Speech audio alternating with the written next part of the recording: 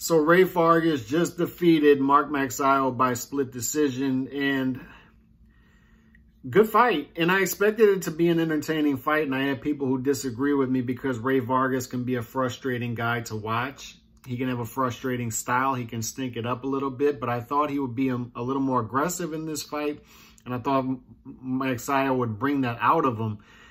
And one thing that was weird about this fight, though, is you have two guys who know how to use the jab. Obviously, Vargas, being a tall fighter, knows how to use the jab. He's well schooled by Nacho Berenstein. And Magsayo is a guy who, although a power puncher, has thrown up to 30 jabs per round leading up to this fight. But for the most part, neither one of them threw the jab great in this fight. And Magsayo, I just felt like relied on the one-punch power too much.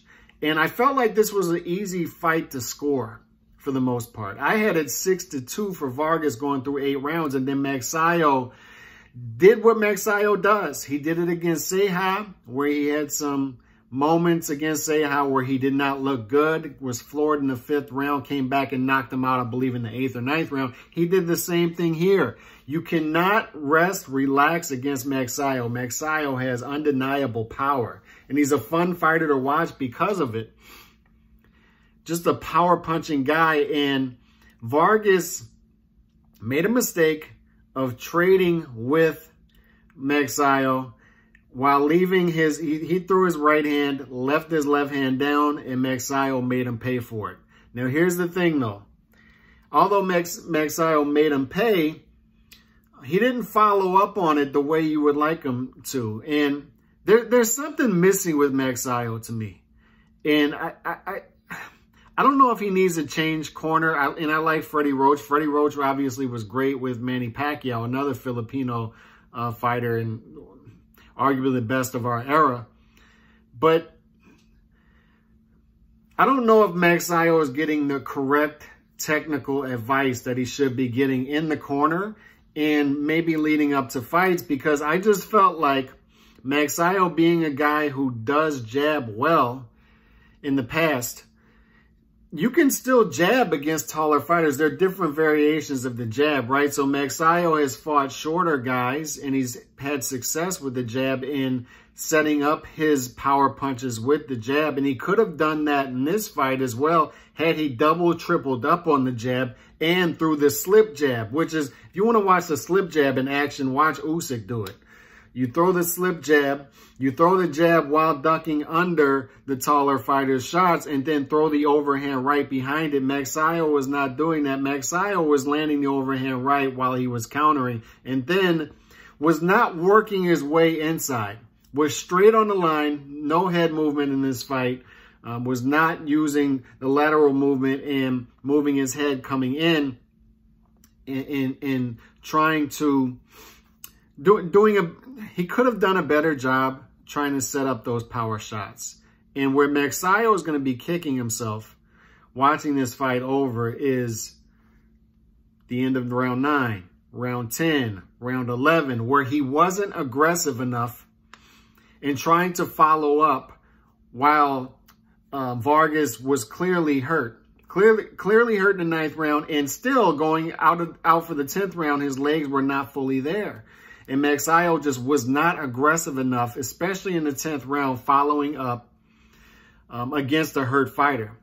And once again, he didn't have to.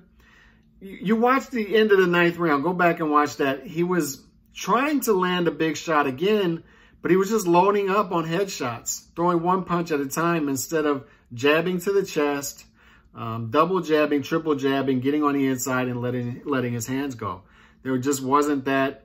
When he was aggressive, it wasn't smart aggression. And then the 10th round wasn't aggressive enough. And then the 12th round wasn't aggressive at all in the 12th round. You could tell that Vargas felt the fight was on the table, and he was coming out there aggressive in the 12th round, trying to take the fight. So with Magsayo, I had the fight even through 11. That's the only, if you look at Steve Farhood's unofficial scorecard, the only difference in mine and his was the 11th round. I felt like a lot of people were giving Vargas the 11th round due to a comparative round, due to comparing it to how he looked in round 9 and round 10. Round 11, I still gave Magsayo. So I had Magsayo sweeping in 9, 10, 11, and making this, evening up the scorecard with the 10-8 round in the 9th round, going into the 12th round. And then Magsayo was not aggressive enough in that 12th round either. And Vargas took it from him. And now Vargas is a 2-division champion. Vargas now has the pole position in the division. He's got options. He's got Leo Santa Cruz out there. He's got unifications out there. Brandon Figueroa is now in the mix. Won a WBC eliminator tonight in the undercard. So he's got options. And Magsayo is still a guy who's going to be there, right? He's got options. But it's easier to face, it's easier for Magsayo to get the fights if he has the belts. When you have a power puncher who is dangerous in every round, it's going to be easier for guys to skate away from Magsayo now that he doesn't have the belt. Right? When you have the belt and you're dangerous, guys still have to come to see you.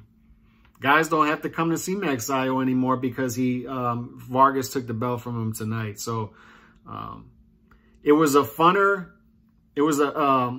more fun Rey Vargas than we've seen in the past. And I expected that. I expected this to be an entertaining fight.